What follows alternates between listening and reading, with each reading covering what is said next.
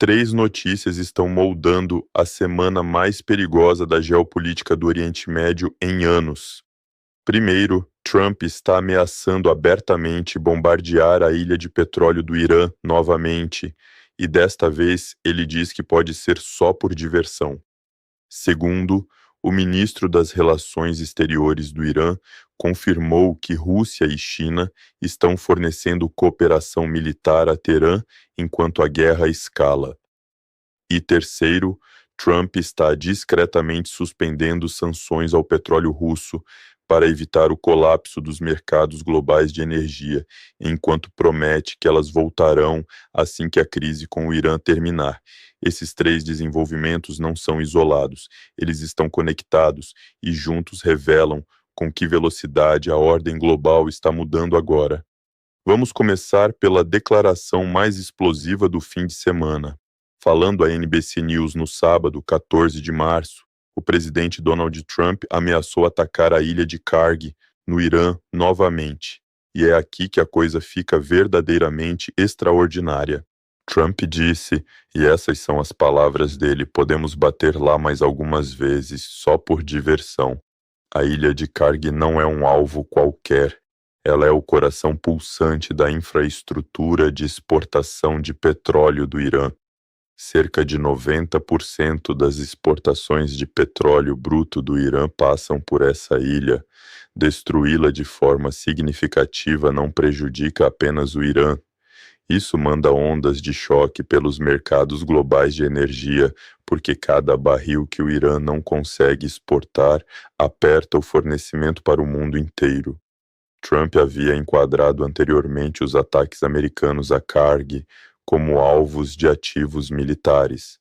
Agora, ele está sugerindo abertamente que ataques futuros podem acontecer simplesmente como demonstração de força, ou pior, como entretenimento. O ministro das Relações Exteriores do Irã, Abbas Araghchi, respondeu no programa Face the Nation da CBS no domingo, 15 de março, chamando o conflito de uma guerra ilegal sem vencedor.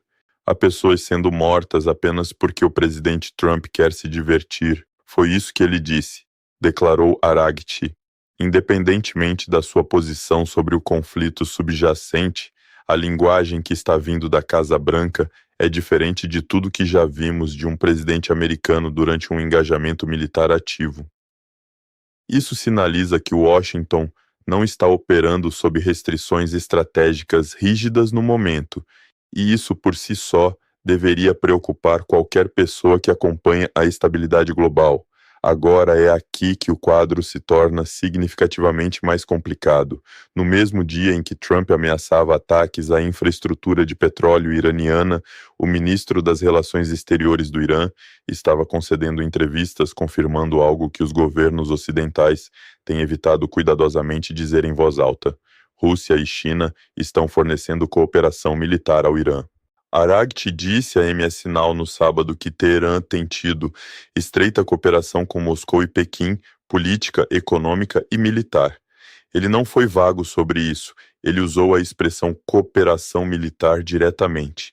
Este é um momento notável de transparência pública de um alto funcionário iraniano no meio de uma guerra ativa com os Estados Unidos e Israel.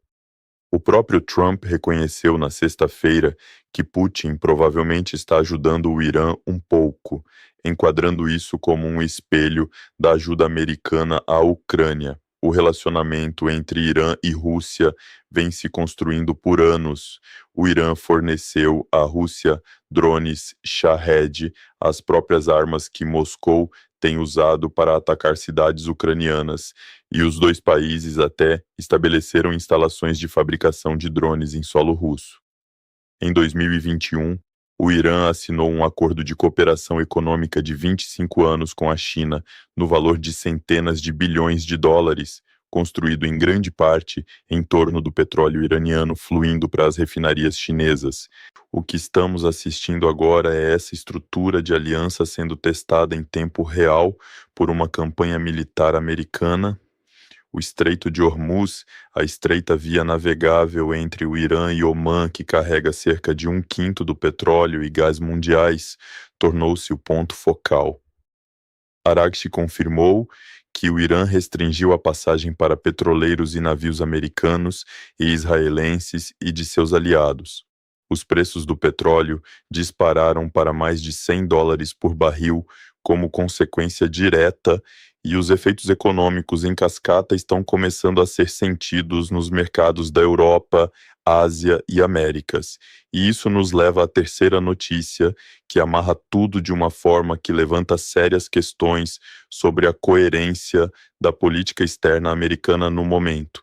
Enquanto os Estados Unidos bombardeiam o Irã e ameaçam fazer isso novamente só por diversão, o Departamento do Tesouro discretamente emitiu uma licença temporária permitindo que países comprem petróleo russo que está atualmente parado em navios-tanque no mar. A licença foi anunciada poucos dias antes da entrevista de Trump à NBC em 14 de março e está programada para expirar em 11 de abril.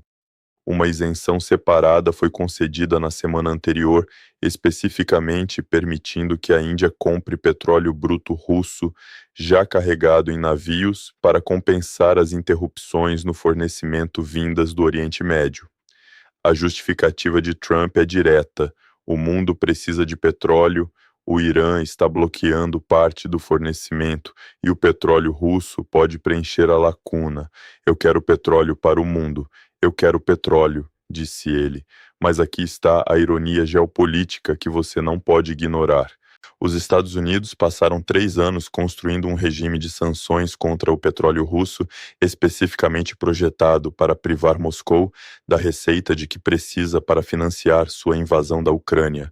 Essa guerra está agora em seu 5º ano, e no espaço de 2 semanas de combate com o Irã, Washington desmontou parcialmente essa estrutura de sanções, dando à Rússia um ganho financeiro de aproximadamente 6 bilhões de euros, ou cerca de 6,9 bilhões de dólares, de acordo com o Centro de Pesquisa em Energia e Ar Limpo. O negociador econômico do Kremlin, Kirill Dmitriev, não perdeu tempo para celebrar, dizendo na plataforma X que a energia russa é indispensável para aliviar a maior crise energética do mundo e prevendo que os burocratas europeus em breve serão forçados a admitir seus erros estratégicos. O presidente ucraniano Volodymyr Zelensky chamou o alívio das sanções de um sério golpe para a Ucrânia e um golpe reputacional para o mundo inteiro, perguntando publicamente como as sanções contra a Rússia podem ser suspensas quando a Rússia é a agressora que financia sua guerra com receitas de petróleo. A resposta de Trump foi desviar o assunto, culpando Zelensky por não ter chegado a um acordo de paz com Putin, dizendo que está surpreso que Zelensky não queira fazer um acordo e pedindo que ele negocie porque Putin está disposto.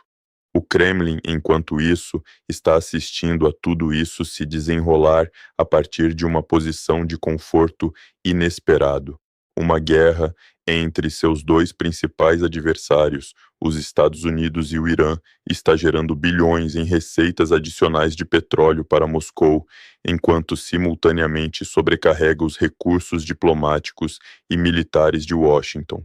Se esse resultado foi planejado ou simplesmente foi uma sorte para Putin, é uma questão que vale a pena considerar.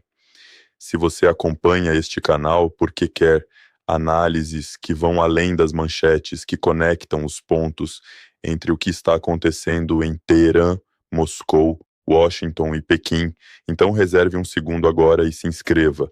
Ative o sininho para não perder o que vem a seguir, porque esta situação está se movendo rápido e cada desenvolvimento importa. O que estamos testemunhando em 15 de março de 2026 é uma convergência de crises que nenhum ator controla completamente. Os Estados Unidos estão em combate ativo com o Irã, enquanto simultaneamente relaxam a pressão sobre a Rússia. A Rússia está se beneficiando financeiramente do conflito, enquanto discretamente apoia o país que os Iranianos estão bombardeando.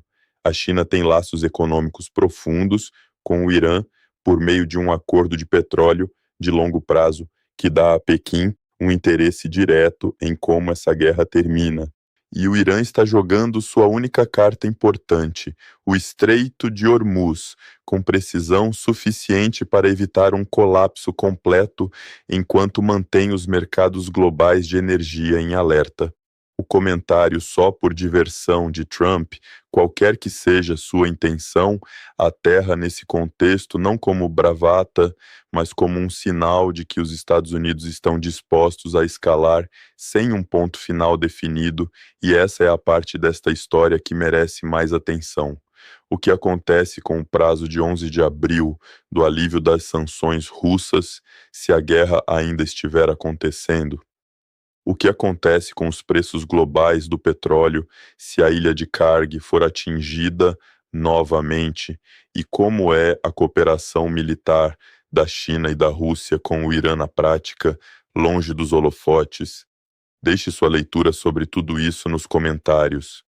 O que você acha que é o próximo passo e quem tem mais a ganhar com onde estamos agora?